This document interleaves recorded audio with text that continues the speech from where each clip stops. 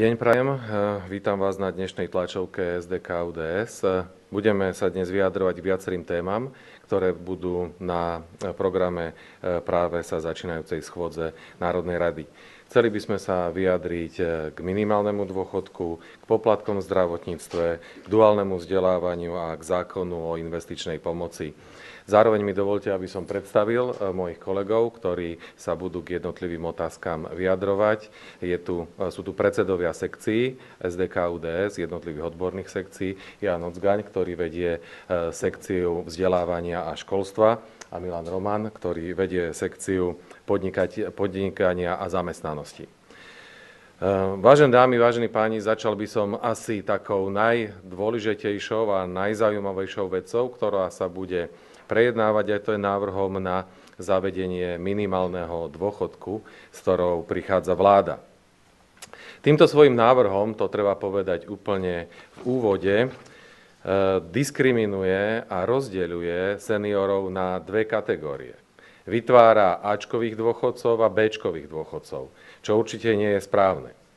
Zároveň by som chcel povedať, že minimálny dôchodok nie je vec, ktorá je novum.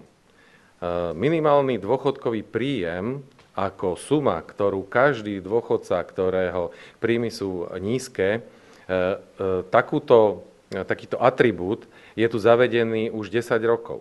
Je zavedený reformou, ktorú som pred 10 rokmi presadil a ktorá zabezpečila, že každý dôchodca, ktorý má nízky príjem, má ešte nárok na zvýšenie svojho príjmu cez dávku v hmotnej núdzi a podľa toho, koľko rokov má odpracovaných, sa mu adekvátne tento príjem zvyšuje. Smer prichádza s riešením, ktoré z jednej časti prevzal túto filozofiu, zvýšil ju, alebo navrhuje ju zvýšiť na 136 % životného minima, ale zároveň oddelil len istú časť dôchodcov, ktorí majú na takúto sumu nárok. Tou skupinou dôchodcov je dôchodca, ktorý odpracoval najmenej 30 rokov. Hneď si treba uvedomiť, že odpracovať 30 rokov v dnešnej dobe v manuálnych alebo málo kvalifikovaných povolaniach, pretože tejto skupiny dôchodcov sa minimálny dôchodok bude týkať, nie je vôbec jednoduché.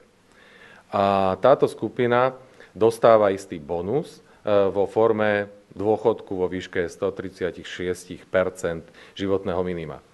My sa však pýtame, čo ten, kto odpracoval 29 rokov, 25 rokov, 29,5 roka. Prečo tento dôchodca je vnímaný alebo posudzovaný o mnoho prísnejšie, tvrdšie a musí sa podrobiť veľmi zložitej alebo zložitejšej administratívnej procedúre, aby získal ten príplatok, ktorý je tu už zavedený 10 rokov. Preto dobrým riešením by bolo, aby sme rozšírili taký istý meter na všetkých dôchodcov, ktorí splnili kritérium, že majú odpracované takú dobu, aby mali nárok na dôchodok, čo je 15 rokov. Vtedy vzniká nárok na vyplácanie dôchodku zo sociálnej poisťovne. A každý takýto človek podľa počtu odpracovaných rokov získava istú výhodu, to platí už dnes, ale musí ešte o túto výhodu žiadať Úrad práce, sociálnych vecí a rodiny. A pri ňom sa posudzuje jeho majetková situácia, to, či jeho partner, manžel, manželka nemá vyšší dôchodok, či ako spoločne posudzovaná osoba vôbec má nárok na túto dávku v hmotnej núdzi. To sa nebude diať, od tohto sú oslobodení ľudia, ktorí odpracovali 30 a viac rokov. A tým vzniká diskriminácia medzi jednotlivými skupinami. Preto si myslíme, že rovnakou mierou by sa mali posudzovať aj tí, ktorí odpracovali o niečo menej, ale svojou prácou celoživotnou si zaslúžili dôchodok. Pokiaľ sa tak nestane, budeme to navrhovať samozrejme prostredníctvom pozmeňujúcich návrhov, obávam sa, že sa dostaneme do protiústavného stavu. že diskriminácia jednotlivých skupín a rozdeľovanie na Ačkových a Bčkových dôchodcov je jednoznačne protiústavný stav, s ktorým sa ani nedá súhlasiť a budeme musieť konať ďalej, aby sme zosúladili a nastavili ten systém tak, aby sa všetci dôchodcovia posudzovali rovnakou mierou, zvlášť keď tento systém napriek tomu, ako je marketingovo a bombasticky uvádzaný, tak povediac na trh, sa dotkne menej ako 7% dôchodcov. To treba tiež počiarknúť, že to je veľmi malá skupina ľudí, ktorá takýmto spôsobom bude dotknutá, ale pripisuje sa tomu význam, ako keby sa zásadne menil dôchodkový systém, čo sa nemení. Len sa inovujú zavedené atribúty a inovujú sa zlým a nesprávnym spôsobom. Ďakujem vám za pozornosť.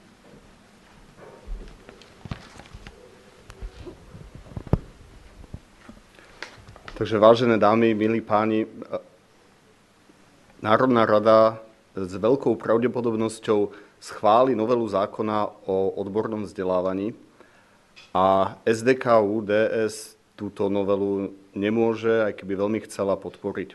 To z toho dôvodu, že jednoducho nerieši to, čo by mala riešiť. To znamená prepojenie praxe a vzdelávania. To znamená to, či tu budeme mať opäť o 10 rokov dostatok murárov, stavbárov, sústružníkov, IT špecialistov a či budeme konkurencieschopní. Táto novela premárnila možnosť spraviť veľký posun a robí posun iba minimálny. Preto nemôžeme túto novelu podporiť. A vieme, že problémy školstva sú o mnoho širšie. Vieme, že dnešný status učiteľa je veľmi nízky, napriek tomu, že v školstve je veľmi veľa veľmi chytrých a inteligentných ľudí. Dáva sa do školstva málo peňazí a školstvo je veľmi málo prepojené s praxou. Poviem taký konkrétny prípad. Jeden môj známy mal možnosť mať na návšteve v ich miestnej škole pána terajšieho ministra školstva a tak trochu mu to nedalo a testoval ho z učebných osnov zo základných škôl, špeciálne teda žiakov z 5. ročníka. A zistil, že mnohé veci, ktoré tam sú napísané v tých učebniciach, pán minister nevie. Čož vôbec nevadí, ukazuje to len to, že veľa vecí, ktoré máme v učebniciach v dnešnej dobe, nezodpovedá tomu, čo by prax potrebovala. Napríklad taká definícia piesne. To je veľmi zaujímavé, ja vám ju odcitujem. Pieseň je báseň určená na spievanie, kde text a melódia sú viazané rytmom, veršami a strofami. No povedzte mi, ako veľmi toto pomôže niekomu dobre spievať. A to je len malý príklad toho, že dnešné školstvo rieši veľa vecí a nerieši to podstatné. A to je prepojenie praxe, to znamená toho, čo by ľudia sa mali učiť, a toho, čo je v knihách napísané. Preto novelu zákona nemôžeme podporiť.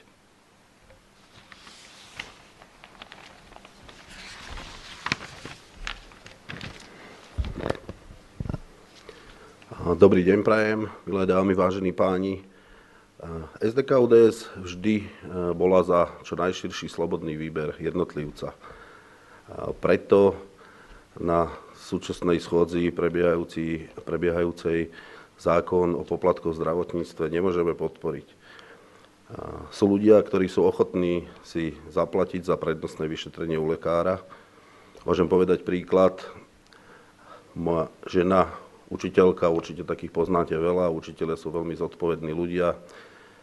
Keď sa necíti dobre, ide 2 hodiny odučí, potom má voľnú hodinu, chcela by sa objednať u lekára, aby za tú 1 voľnú hodinu vybavila svoje vyšetrenie. Tento zákon obmedzuje jej možnosť. A to sa týka veľa manažérov, ktorí nevedia sedieť alebo nemôžu si z pracovných dôvodov dovoliť sedieť celý deň niekde v ambulancii alebo v čakárni u lekára a radšej by si boli za to priplatili, aby sa mohli vrátiť opäť do práce. Toto je ovšem len vytrhnutý jeden jeden bod z kontextu. Problém zdravotníctva je oveľa širší, tak ako aj problematike zamestnanosti, kde SDK UDS vníma podporu slovenských podnikateľov ako kľúčovú. Veľké firmy, stredné a malé podniky a živnostníci sú naozaj snou kostrou slovenskej ekonomiky. Slovenský podnikateľ je ten, čo tu má iné väzby. Žije tu, má tu susedov, rodinu, príbuzných, deti mu tu chodia do školy. A ak má napríklad pobočku v zahraničí a firmám sa nedarí, je kríza, nie je toľko objednávok, tak slovenský podnikateľ v prvom rade zatvorí firmu v zahraničí, až potom a snaží sa udržať zamestnanosť na Slovensku. Na rozdiel od iných zahraničných firiem, ktoré napríklad tu majú rôzne daňové stimuly a po ich vypršaní buď pýtajú ďalšie, alebo sa zbalia a odchádzajú inde. Slovenský podnikateľ tu zostáva. Preto SDK UDS pripraví balík opatrení pre podporu ľudí, ktorí vedia vytvárať pracovné miesta, vedia vytvárať zamestnanosť, ktorú považujeme za kľúčovú. Ďakujem pekne. Oravová televízia Teatry. Pán Kaník, otázka pre vás. Ak som tomu správne rozumela, navrhujete, aby tie podmienky sa dotýkali tých dôchodcov, ktorí odpracovali minimálne 15 rokov? Navrhujeme, aby nedošlo k diskriminácii v tom, že na niekoho sa budú klásť iné kritériá ako na inú skupinu. To znamená, to isté, čo bude platiť na tých, ktorí odpracovali viac ako 30 rokov, nech platí aj na tých, ktorí odpracovali menej. Nie v zmysle výšky dôchodku. Tam zostanú platiť tie pravidlá, ktoré sú zavedené už 10 rokov. Že, môžem to vysvetliť. Keď niekto odpracoval 20 rokov, 25% jeho príjmu sa nezapočítava do príjmu pre účely posúdenia, či má nárok na hmotnú dávku v hmotnej núdzi. Ale tento človek je dnes podrobený skúmaniu, či má majetok, či jeho manžel nezarába veľa. A podľa toho sa rozhoduje, či ten príplatok dostane alebo nedostane. A musí o to osobitne žiadať. Navrhujeme, aby nemuselo to žiadať, aby bol vnímaný tak ako ten, ktorý odpracoval 30 rokov, ako jednotlivec, aby to automaticky vyplácala sociálna poisťovňa v rámci dôchodku, aby nemusel podávať žiadosť na Úrad práce, sociálnych vecí a rodiny, aby sa odstránila táto byrokratická administratívna procedúra. Už to mohlo byť urobené samozrejme dávno. My keď sme spúšťali tento systém, ktorý tu dobre, myslím a efektívne 10 rokov funguje, sme stáli na začiatku tohto procesu a nemohli sme vyladiť všetky tieto technické otázky. Je smutné, že 10 rokov sa toho nikto nedotkol a až teraz vlastne prichádza nejaká zmena, ale keď zmenu, tak pre všetkých, aby mali všetci z toho primeraný prospech podľa množstva odpracovaných rokov, ktoré odpracovali. A ešte technická takisto otázka, ak by to prešlo v nezmenenej podobe, čo teraz kritizujete, predpokladám, že sa asi obrátite na ústavný súd. Ja si myslím, že to bude nevyhnutné, pretože naozaj budeme tu mať dve kategórie dôchodcov, Ačkoví dôchodcovia, Bčkoví dôchodcovia a to nie je v súlade s ústavou. To musí ústavný súd podrobiť skúmaniu a prijať k tomu nejaký záver. Až nie sú otázky, ďakujeme. Dovidenia. Ďakujem.